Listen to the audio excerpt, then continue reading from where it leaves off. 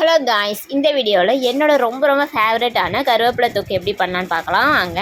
So அதுக்கு முதல்ல வானல் சூடானதும் அதில் கொஞ்சமாக கடுகு, வெந்தயம், கொத்தமல்லி இது மூணுத்தையும் போட்டு லைட்டாக செவ்வுற அளவுக்கு வறுத்து எடுத்துக்கணும். அப்படி வறுத்து எடுத்து அதை வேறு பாத்திரத்தை மாற்றி வச்சுக்கணும்.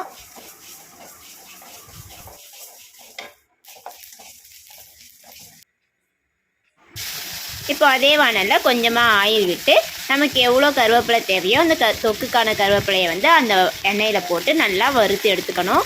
அப்படி வதக்கும் போது அந்த கருவேப்பிலை ரொம்ப கரிஞ்சிடாமல் ஓரளவுக்கு செவந்து வந்தால் போதும். அந்த அளவுக்கு வறுத்து எடுத்துக்கணும்.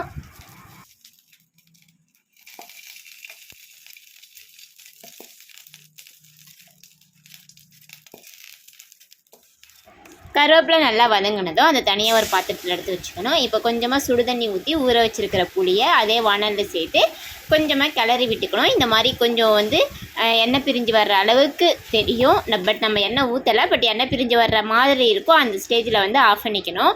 இப்போ நம்ம வதக்கி வச்சுருக்கிற 3 ஐட்டத்தையும் ஒன்றா சேர்த்து இது மாதிரி கொஞ்சம் கொரப்பாக அரைச்சி விட்டுக்கணும். ஒரு தடவை அரைச்சிட்டு அப்புறம் 2வது தடவை அரைக்க போகும்போது நமக்கு காரத்துக்கு தேவையான மிளகாத்தூள், கொஞ்சமாக வெல்லம் இது 2த்தையும் ஆட் பண்ணி மறுபடியும் கொஞ்சமாக கொரப்பாக அரைச்சி வச்சுக்கணும். ரொம்ப மைய அரைச்சிடக்கூடாது. கொரப்பாக இருந்தால் தான் அந்த டேஸ்ட் நல்லாயிருக்கும். ஸோ கொஞ்சமாக கொரப்பாக அரைச்சி வச்சுக்கிட்டு இப்போ தாளிப்புக்கு தேவையான எண்ணெய் விட்டு அதில் கொஞ்சமாக கடுகு போடணும். கடுகு போட்டதுக்கப்புறம் கடுகு பொரிஞ்சு வந்ததும் அது கூட கருவேப்பிலையும் 2 பட்டை மிளகாவையும் போட்டு நல்லா செவர வறுத்து எடுத்துக்கணும். இந்த டைமில் நம்ம அரைச்சி வச்சுருக்கிற அந்த கொரப்பாக அரைச்சி வச்சுருக்கிற கலவையை எடுத்து அது கூட மிக்ஸ் பண்ணி நல்லா கிளறி விட்டுக்கணும். ரொம்ப நேரம் இதை கிண்டணும்னு அவசியம் இல்லை. ஒரு 2 மினிட்ஸ் 3 மினிட்ஸ் நல்லா கிண்டி விட்டுட்டு இறக்குனா போதும். ரொம்ப டேஸ்டியான கருவேப்பிலை தொக்கு ரெடி. இந்த வீடியோ பிடிச்சிருந்தா லைக் பண்ணுங்கள், ஷேர் பண்ணுங்கள், கமெண்ட் பண்ணுங்கள். அடுத்த வீடியோவில் மீட் பண்ணலாம். பாய்.